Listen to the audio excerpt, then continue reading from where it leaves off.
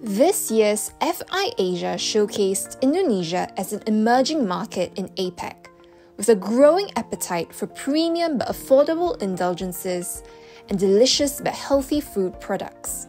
Come with me, Agatha Wong, as I find out more about how the US Dairy Export Council is supporting the growing dairy sector in Indonesia with fortified and functional solutions that cater to local taste buds and preferences.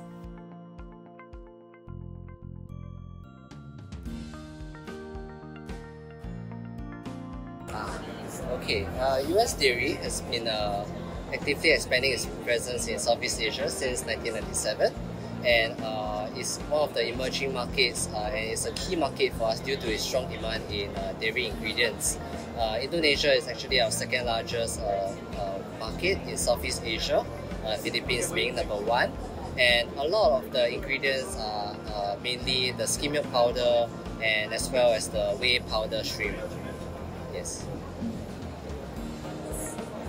Okay, when it comes to Muslim-dominated countries, especially Malaysia and Indonesia, halal is of great importance, and I think the US Dairy Export Council recognizes that, and we always constantly relay this back to our members on getting the relevant documentations for halal certification needed.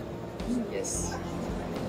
We also have our market access and regulatory affairs team that constantly works with the people down on the ground, be it US Embassy officials as well as the US government officials, and also US manufacturers and importers to see what are their challenges that they face, and to report all this back so that we can have a more elaborate idea on what are the regulations required, and then relay it back to our members and to get them prepared for what is needed. So actually, US dairy, the industry has a long history of farming practices, and they constantly invest and share their knowledge down to their next generation. So actually, they have a wealth of knowledge in terms of farming practices, and they incorporate it with the modern farming practices so that they can have a more sustainability in their farming production. And so this helps in increasing efficiency as well as capacity for their milk production. And as a whole, the US milk industry also has a goal of achieving net zero emissions by 2050, and the whole idea of the sustainability is in line with what Indonesian consumers are looking out for in terms of the sustainability. Okay, so as US dairy companies, I feel that we are already well entrenched into the Indonesian market, but it's about deepening those relationships that we have with our buyers and our importers. We want to make sure that we are always aligned with the needs of Indonesian consumers, making sure that the F&B sector gets what they need in terms of dairy ingredients. We also here at US Dairy Export Council, we still continue to support our local businesses meet both their sustainable and nutrition goals. We want to showcase more of what our US dairy ingredients can do in terms of its benefits and also its versatility into different kind of food applications.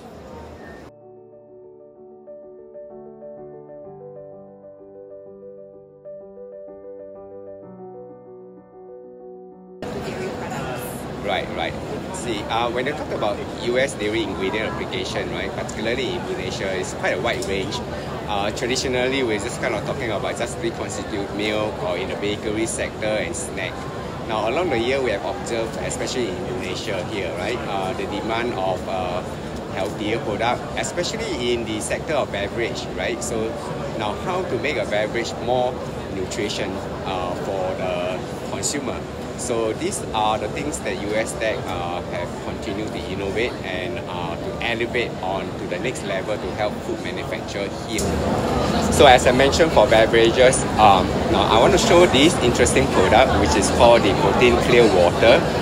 A lot of people will think that for dairy product it has to be milky. Not necessary. We are able to make it in a clear protein water. In fact, this morning I just met up with somebody who I spoke to using the last FIA and successfully actually developed a protein water like that. So what I have with me here today is what I call the citrus turmeric clear protein water. Now this is really inspired by the local flavor, what we know as like jamu, right? Something that people associate that with health, but we actually fortified with protein. So this give the natural kind of like health and wellness, but in addition protein enriched as well. So most people understand and know that why we need protein, because it's for tissue repair, muscle growth, from children to older adults. We all need that. So beverage is very important sector that we focus here. Now in addition to that, of course, not forgetting about snacking, right? Especially after COVID, it still continue. People like to snack. However, people want to what we call the healthy snacking. So we continuously evolve also. Now how to make snacking that is relevant for the Indonesian market, for instance. So today at the show, we have this what we call the protein pandan coconut granola. Maybe I could just flip it over. It's kind of like making something taste that we are familiar here for the local, but enriched with protein. And this is also very low in sugar or lower in sugar, and also have a dietary fiber. So I think it's quite holistic. If you like to have a snack, you want something that is healthy. And if you compare to the standard kind of protein bars that gymmers, the typical maybe like a children or young adults may not like that, because generally we like the crunch, right, and the taste. So I think this is really excellent that I think most people can try. And in addition to that, active healthy aging is also something that we are also concerned. You know, as you get older, you lose muscle, and there's a term called sarcopenia, and we want to help also in though Indonesia is a young generation, but you continue to get older when people age, right? So let me show you this interesting product. I grown up with this kind of like a sweet, and I understand from the local here it's getting popular again. But what it has here is really just the ice sugar and just a biscuit. So not much of the nutrition aspect except for the calorie. Now, so we thought, why don't we do something like this?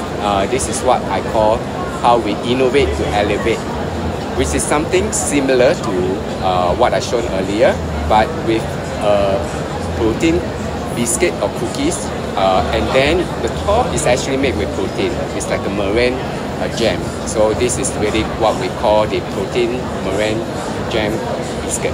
So I think this will be interesting not just for the older adults, but I think young people will also be able to associate with something that's fun to eat and yet is healthy, right? Now we also know that in the morning breakfast very important for everyone. But do you know that it is the morning breakfast that we don't have enough protein, right? So our studies and our nutritionists or dietitian will definitely know that a lot. We need to spread our protein intake from morning to lunch to dinner. Now the of course recommended will be about 25 to 30 gram per serving or per meals of day, but all depends on lifestyle and the age as well. So in order to encourage people to have protein in the breakfast, so we know here the 3-in-1 kind of coffee or Milo or milk tea, very popular here also in Indonesia, right? But generally just having full of sugars and just nothing but a coffee or chocolate drinks. So why not we enhance or enrich with protein? We can still enjoy something that we like, but with that protein, you can still have like 2 eggs plus a packet of this serving of 10 gram and maybe like a kaya toast, things like that, right? And you have the enough protein for each day part, especially in the morning. So so I'm going to move to a little bit of like things like as simple like porridge. We will never know that a porridge can also incorporate with dairy protein. So, but these are things that we make possible, right? So we have also seen a lot of supermarket with porridge, but it's not quite to something that Asian will like, maybe because it is oat porridge. Our staple food is really rice, and we grown up with having rice. So the ideas of having this is like we have an instant rice and then incorporate proteins into it. And in addition to that, we cut down the sodium. We with the use of what we call US dairy permit. So this is a very interesting ingredient that we have as well, because it's kind of like rich in minerals and high in lactose also. So it enhances the taste and enables us to reduce the sodium. So these are something of inspiration that we hope through this trade show to encourage people who are food manufacturers to get product that's enriched protein for the public as well. Okay, so far the traction, the product that at least we show here, today is only just the first day, but this morning has already got some interest from customers getting excited, looking at product that, like I mentioned earlier about this protein water. So you know that consumers are always excited to see new things. So especially the newer generation. So these are the part I think dairy ingredient play a very important things for Indonesian market, especially how to get something interesting, attractive. But having said that, to your question, taste can never be compromised, right? If you can have something that is tasty, you will win half of the battle, which I always like to think of that. So so we address things like the difficulties of like manufacturers, how to do, which the other part what we call the functionality. Now having to use a general dairy ingredient is not enough. It's like how to use it is another thing. So we in this area we help them to make sure that achieve the nutrition aspect, how the processing can be able to make it to the texture, to the taste, to whichever their requirement of the end products they're looking for. So we personally, or rather me, I think personally the interest or keen interest of Indonesian looking for healthier food is growing. What we need to know is really continue to know the trend, and USDEC also have a consumer insight department that look into the consumer insight, and I work closely with my colleagues in this area to come up with product innovation to make things that are relevant for the market as well.